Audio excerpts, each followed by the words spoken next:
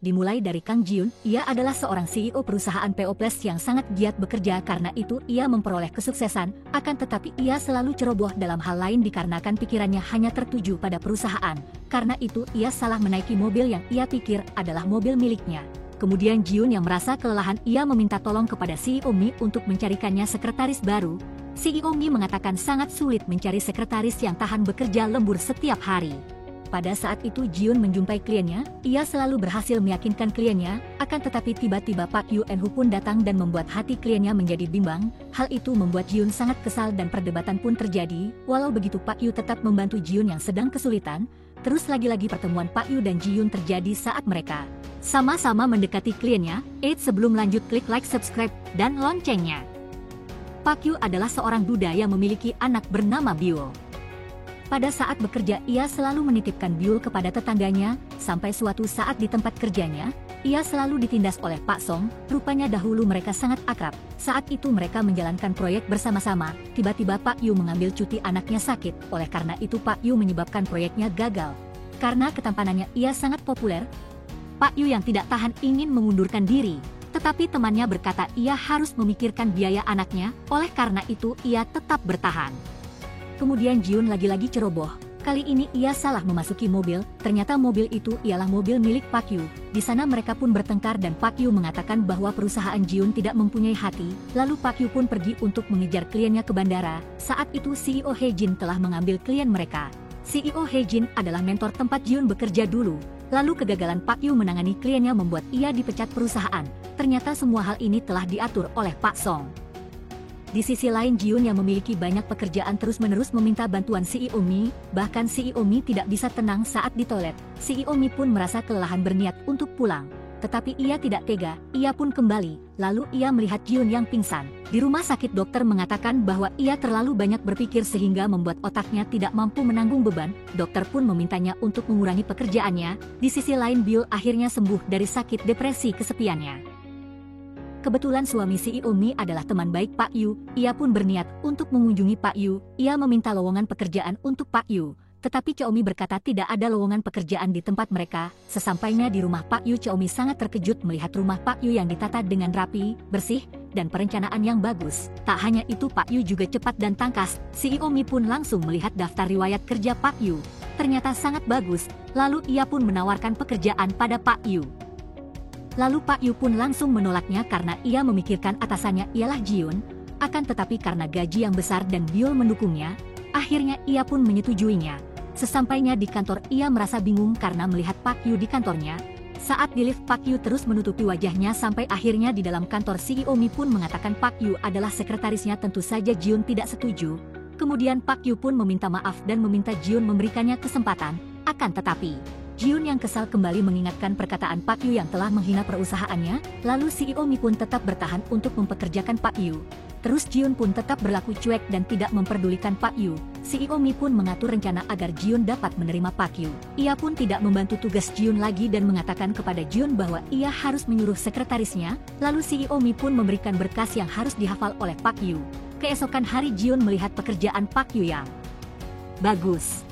Tak hanya itu Jiun pun melihat bahwa Pak Yu selalu membantunya.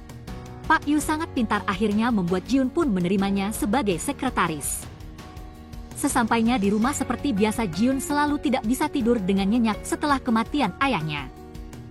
Keesokan hari adalah hari kematian ayahnya Jiun. CEO Mi yang khawatir kepada Jiun pun menyuruh Pak Yu untuk menjaga kesehatan Jiun. Saat di restoran Jiun pun menanyakan kenapa Pak Yu mengambil cuti pada saat karirnya melambung tinggi di perusahaan. Pak Yu berkata ia ingin melihat putrinya tersenyum.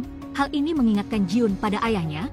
Ia pun bergegas kembali ke kantornya, lalu Pak Yu memberikannya obat tanpa sengaja. Jiun menumpahkan air sehingga berkasnya pun basah. Hal ini membuat Jiun sangat marah. Kemudian ia mendapat telepon bahwa kerjasamanya dibatalkan. Ia pun langsung mendatangi He Jin dan mengatakan untuk berhenti mencoba menghancurkannya karena ia tak akan pernah diam. Hal ini membuat He Jin marah dan mengatakan Jiun adalah pembunuh. Ia pun teringat kejadian 5 tahun yang lalu saat ia dituduh mendorong Pak Li untuk melakukan bunuh diri. Di saat itu ia sangat depresi, terus Pak Yu pun datang dan membantunya. Karena tak ingin pergi ke rumah sakit, mereka pun akhirnya pergi makan dan disinilah mereka mulai dekat. Keesokan hari Pak Woo yang ingin mengunjungi kakak iparnya bertengkar dengan Su Hyeon karena ia tersinggung Su Hyeon memanggilnya dengan sebutan bapak. Terus di waktu senggang Jiun selalu membaca buku di perpustakaan Pak Kang. Di sana ia bertemu Byul. Kebetulan mereka ingin mengambil buku yang sama. Karena buku itu buku dewasa, Jiun tak bisa memberikannya kepada Byul. Jiun pun menyuruh Byul membacanya, tetapi Byul tidak bisa. Byul pun merasa marah karena ia berpikir Jiun mengejeknya. Ia pun mengatakan Jiun wanita tua, tetapi Jiun pun berkata ia adalah seorang gadis. Kemudian setelah mengetahui Jiun tidak berbohong, beliau pun merasa menyesal dan malu. Di sisi lain Pak Woo merasa cemburu melihat Pak Yu dan Jiun saling bertatapan. Setelah kejadian itu Byul pun belajar dengan rajin, terus Jiun pun mulai terkesan dengan pekerjaan Pak Yu yang begitu bagus. Mereka pun mulai sering memperhatikan. Saat makan siang Byul pun menunggu Jiun di perpustakaan untuk menunjukkan dirinya sudah bisa membaca. Setelah itu Pak Yu mulai mengagumi bahwa Jiun ternyata mempunyai sikap yang sangat hangat. Kemudian saat acara prosesi pemotretan Jiun kembali bertemu dengan Hye-jin. Lagi-lagi ia mengatakan bahwa Ji Hyun adalah seorang pembunuh. Pak Yu yang melihat Jiun sedih, ia pun mengajak Jiun untuk berjalan-jalan, lalu mereka pun bersenang-senang. Keesokan hari CEO Mi yang mendengar berita pun menanyakan keadaan Jiun kepada Pak Yu. Terus CEO Mi menceritakan bahwa Hye-jin ialah mentor Jiun dahulu. Pada saat itu perusahaan mereka ditipu oleh perusahaan palsu. Jiun pun dituding terlibat oleh perusahaan palsu tersebut. Lalu untuk menyelesaikan masalah Pak Lee melakukan bunuh diri dan menanggung semua kesalahan. Keesokan hari karena masalah pekerjaan, karyawannya pun bertengkar. Hal ini membuat CEO Mi dan Pak Yu mengadakan acara untuk menyatukan mereka kembali. Jiun mengatakan bahwa ia tidak akan hadir, terus malam hari pun tiba. Pak Yu pun terus-menerus mengajak Jiun ikut berkumpul. Ia pun langsung pergi ke restoran tersebut. Di sana Pak Yu tampak sedang melamun melihat mobil ambulans. Ternyata ia terbayang masa kecilnya. Tiba-tiba Jiun pun datang. Di sisi lain Pak Yu pulang lebih cepat karena ia ingin bersama dengan Jiun, tetapi Jiun telah pergi. Setelah acara selesai Pak Yu pun mengikuti Jiun yang kembali ke kantor. Di sana Pak Yu menemani Jiun sambil tertidur. Tiba-tiba Jiun terbangun lalu ia ingin mencium Pak Yu, tapi akhirnya ia tertidur. Keesokan hari Jiun teringat kejadian semalam. Ia berpikir apakah semua hanya mimpi atau kenyataan. Ia pun langsung menanyakan kepada Pak Yu, tetapi Pak Yu menyangkalnya. Kemudian dia pun selalu memikirkan tentang Pak Yu. Ia pun berusaha menghindari Pak Yu. Lalu di sisi lain Pak Woo menjadi penggemar Su Hyeon dan mereka akhirnya berteman. Kemudian Jiun yang sedang bekerja di kantor menemukan stiker ponsel Pak Yu. Jiun pun kembali menanyakan kepada Pak Yu tentang kejadian waktu itu. Ia pun menyuruh Pak Yu untuk melupakan kejadian tersebut. Terus mereka ingin mengadakan rapat. CEO Mi pun mengajak Jiun ikut. Seperti biasa Jiun pun menolaknya. Akan tetapi karena ajakan Pak Yu secara langsung, ia pun akhirnya berubah pikiran. Sesampainya di sana ia sangat terkejut karena tidak ada seorang pun yang hadir. Ternyata acara tersebut dibatalkan karena semua karyawan sedang sibuk dengan urusannya masing-masing. Dengan rasa malu Jiun pun ingin kembali. Pak Yu pun mengejarnya dan menyuruhnya masuk. Jiun pun salah tingkah saat menunggu Pak Yu yang sedang memasak. Jiun pun sangat menyukai masakan Pak Yu. Setelah itu saat Jiun menunggu Pak Yu yang sedang menelpon anaknya, Jiun pun ketiduran. Ia bermimpi buruk lalu Pak Yu pun memegang tangannya sampai pagi hari pun tiba. Jiun pun terkejut karena ia kesiangan. Pada saat itu Pak Yu pun menerima telepon bahwa Byul akan segera pulang. Pak Yu pun langsung mengusir Jiun. Mereka pun hampir ketahuan bersama. Saat pintu lift terbuka, Jiun sangat terkejut melihat Byul ternyata putri dari Pak Yu. Jiun pun segera menutupi wajahnya dan keluar dari lift. Kemudian Su Hyun pun menyadari bahwa Pak Yu bersama dengan seseorang. Jiun pun mulai mencari tahu tentang kehidupan Pak Yu. Lalu saat ke toko buku Jiun kembali bertemu dengan Byul yang sedang melihat kucing. Ia merasakan Byul sangat kesepian lalu ia pun mencoba menghibur Byul. Tak lama kemudian Byul pun berlari mengejar kucing tersebut sehingga akhirnya ia bertabrakan. Ibu Su Hyun yang tidak menemukan Byul segera menghubungi Pak Yu. Pak Yu pun bergegas mencari Byul. Di tengah jalan Jiun pun menelpon Pak Yu dan mengatakan bahwa Byul bersamanya. Untungnya Byul hanya luka ringan. Pak Yu pun mengatakan kenapa mereka bisa bersama. Lalu Byul mengatakan bahwa wanita hebat yang ia ceritakan ialah Jiun. Jiun pun memberikan izin kepada Pak Yu untuk menjaga anaknya dan tidak memikirkan tentang pekerjaan. Ia pun menemani dan berusaha menghibur. Seperti biasa Jiun yang memiliki penyakit susah tidur. Ia bingung memikirkan kenapa ia bisa tidur nyenyak di rumah Pak Yu. Ia berpikir hal ini karena sofa nyaman yang dimiliki Pak Yu. Ia pun menelpon Pak Yu untuk menanyakan merek sofanya. Keesokan hari Jiun mulai berpakaian rapi sehingga semua orang heran melihatnya. Ia pun sangat kecewa karena Pak Yu sedang bertugas di luar kantor. Kemudian ia pun menunggu Pak Yu untuk minum teh bersama. Sampai akhirnya Jiun pun tak bisa berkonsentrasi pada pekerjaannya karena ia hanya memikirkan Pak Yu. Terus ia pun menjumpai Chaomi dan menyuruh Chaomi untuk mencarikannya sekretaris baru. Chaomi pun bertanya kepada Pak Yu kesalahan apa yang ia perbuat. Pak Yu yang tak merasa membuat kesalahan menanyakan langsung kenapa Jiun ingin mencari sekretaris baru. Jiun pun mengatakan bahwa ia telah jatuh cinta kepada Pak Yu dan ia tak bisa berkonsentrasi dalam hal lain. Ia mengatakan bahwa ia akan melupakan perasaannya dan Pak Yu tidak perlu khawatir. Keesokan hari Jiun pun mulai menjaga jarak dengan Pak Yu. Terus setelah melihat Pak Yu dan Jiun saling menatap, Pak Yu baru menyadari bahwa ia telah jatuh cinta kepada Jiun. Ia pun menyatakan cintanya kepada Jiun tetapi ia ditolak karena Jiun hanya menganggapnya sebagai adik. Karena sedih ia pun menjumpai Suhyun dan mereka pun saling curhat mengenai cinta sepihak mereka. Terus Pak Yu menyemangati Suhyun untuk mengejar cintanya. Suhyun yang sedang mabuk pun akhirnya mengajak Pak Yu untuk menonton film berdua. Akhirnya Pak Yu setuju. Lalu pada saat itu Pak Kang pun curhat bahwa ia tidak ingin memiliki anak, tetapi Chaomi ingin mempunyai anak. Di sini Pak Yu pun menceritakan bahwa ia menyukai seorang gadis tetapi ia tetap harus fokus kepada Biol. Pak Kang pun mengatakan bahwa lebih baik ia mengejar cintanya daripada ia harus kehilangan seseorang untuk selamanya. Kembali ke Jiun, di saat itu Jiun pun pergi ke toko buku. Ia pun bertemu dengan Biol. Jiun mengatakan apakah ayahnya akan menjemputnya hari ini. Kemudian Suhun berkata bahwa Pak Yu akan pergi kencan nonton film bersama dengan ibunya. Setelah itu ia kembali ke kantornya. Kemudian Pak Yu pun ingin menghampiri Jiun, akan tetapi Suhyun pun menelpon Pak Yu lalu ia pun pergi. Di tengah jalan Pak Yu teringat perkataan Pak Kang dan akhirnya ia kembali. Sesampai di kantor, Jiun telah pergi untuk mengejarnya. Lalu Pak Yu pun kembali mengejar Jiun dan akhirnya mereka pun saling menyatakan perasaannya masing-masing. Mereka pun akhirnya berpacaran secara diam-diam. Keesokan hari Pak Yu meminta maaf kepada Suhyun dikarenakan ada urusan mendadak sehingga ia tidak datang semalam. Terus Suhyun menanyakan apakah urusan mendesaknya itu ialah Jiun. Pak Yu pun berkata iya. Mendengar hal itu Suhyun menyadari bahwa Pak Yu mencintai Jiun. Setelah itu Pak Yu dan Jiun selalu berpacaran setelah selesai bekerja dan selalu berhati-hati pada saat bekerja. Tetapi CEO Mi pun akhirnya mengetahui bahwa mereka berpacaran. Karena Jiun selalu tersenyum saat bersama Pak Yu. Terus saat makan CEO Mi mengatakan bahwa ia tidak menyetujui Jiun untuk berpacaran dengan Pak Yu karena ia tak ingin Jiun memiliki masalah karena Pak Yu memiliki anak. Tetapi Jiun berkata tidak ada masalah untuknya. Ia menyuruh CEO Mi untuk tetap mendukungnya dan berpura-pura tidak tahu. Kemudian saat acara penyambutan Presdirwu, pada saat itu Jiun dipermalukan karena dituding merekrut anaknya sebagai karyawannya untuk mendapatkan investasi keuangan. Tak terima hal itu Jiun mengelak perkataannya. Jiun pun kemudian ingin pergi, tapi Pak Direktur melarangnya. Jiun yang tak tahan ingin melawannya. Terus untungnya Pak Yu pun datang dan mengatakan bahwa ada skedule kerja Jiun yang harus dilakukan, maka ia harus pergi. Setelah itu Jiun sangat marah kepada Pak Yu karena ia tidak ingin dipandang lemah.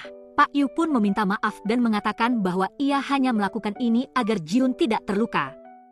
Mendengar hal itu Jiun pun merasa terharu. Mereka pun akhirnya berbaikan. Terus Pak Wu menemui ayahnya dan meminta ayahnya agar tidak mengganggu Peoples dan Jiun. Ayahnya pun menyuruhnya untuk bekerja kembali dengannya sambil menangis. Pak Wu pun menolaknya karena ia tidak ingin bernasib sama seperti kakaknya. Pak Wu yang sedih pun mengajak Pak Yu untuk bertaruh. Akan tetapi Pak Yu sengaja mengalah untuk membuat Pak Wu senang. Setelah itu Pak Yu membawa Pak Wu yang mabuk ke rumahnya. Saat di taman mereka berjumpa dengan Suhyun. Pak Wu menegur Suhyun dan mengikuti Suhyun sampai ke rumahnya dan ia tertidur. Keesokan pagi Pak Wu yang pandai memuji membuat ibu Suhyun sangat menyukainya. Perlahan Jiun pun mulai mengingat nama seluruh karyawannya dan bersikap lebih ramah. Setelah itu Hyejin pun akhirnya mengambil jalan pintas untuk mengambil klien Jiun dan menyingkirkannya.